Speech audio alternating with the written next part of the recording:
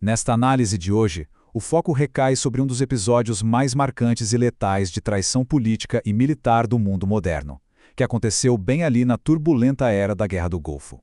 É uma história fascinante sobre poder absoluto, segredos de Estado e o colapso interno de uma das estruturas autoritárias mais vigiadas que já existiram. Certo, vamos mergulhar nisso. Sabe quando a gente pensa em um grande conflito armado, a primeira imagem que costuma vir à cabeça é aquela força destrutiva gigante de armas tradicionais, né? Como uma vasta divisão blindada avançando implacavelmente pelo deserto. Mas aqui nós temos um contraste absurdo.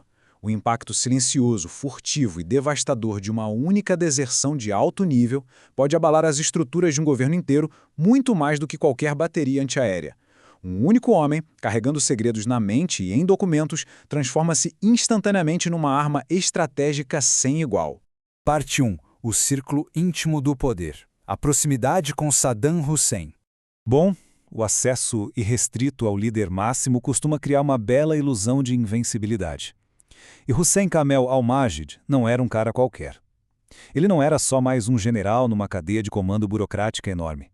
Ele era genro do Saddam Hussein, um pilar absolutamente vital para a sustentação do regime iraquiano. A percepção interna do governo era claríssima. Por fazer parte da própria família do governante, Kamel era visto como alguém intocável. Perto demais do epicentro do poder para sequer imaginar que um dia ele poderia cair em desgraça. E isso ilustra brilhantemente a extensão formidável do controle estratégico dele. Olha a quantidade de coisas nas mãos desse homem. Ele tinha o controle direto sobre os programas militares mais avançados do país. Armas químicas, armas biológicas e todo o desenvolvimento de mísseis. Ter as chaves para todo esse arsenal consolida o peso colossal que essa história tem. A gente está falando, basicamente, da capacidade bélica de uma nação inteira concentrada na figura de um único indivíduo. Parte 2. A fuga para a Jordânia e o fim da ilusão de lealdade. Então, com a derrota iraquiana na Guerra do Golfo e aquele enfraquecimento visível das estruturas do regime, a estabilidade foi rapidamente substituída por uma atmosfera asfixiante de paranoia. Disputas internas muito pesadas começaram a estourar entre a liderança, o medo constante de purgas governamentais violentas e uma desconfiança avassaladora viraram a regra no pós-guerra. E aos poucos, foram essas pressões que começaram a fraturar silenciosamente a coesão daquele sistema político, corroendo antigas certezas de lealdade de dentro para fora.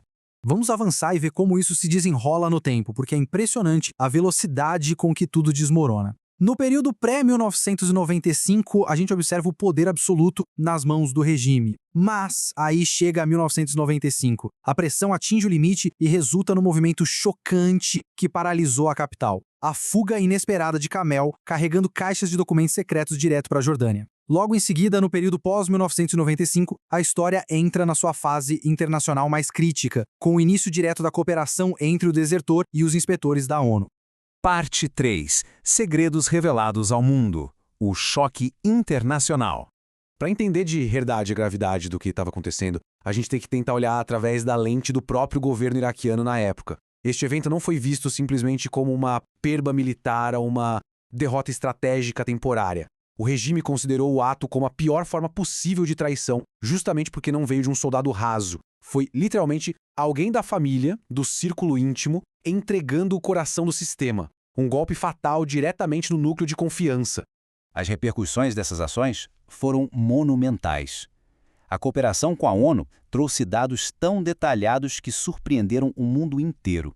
Ele entregou detalhes milimétricos sobre arsenais ocultos que não tinham sido detectados, desmascarou programas de armas secretos e, o mais impressionante, revelou os próprios métodos do governo para enganar sistematicamente as inspeções internacionais.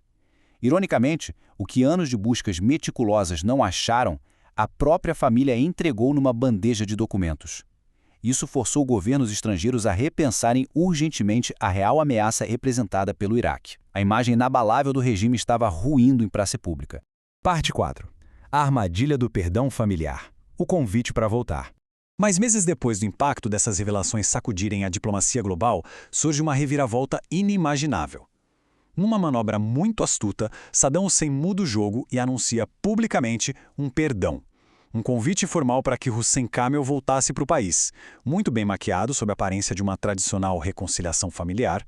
A ideia é dar a entender que as transgressões seriam esquecidas em nome dos sagrados laços de sangue.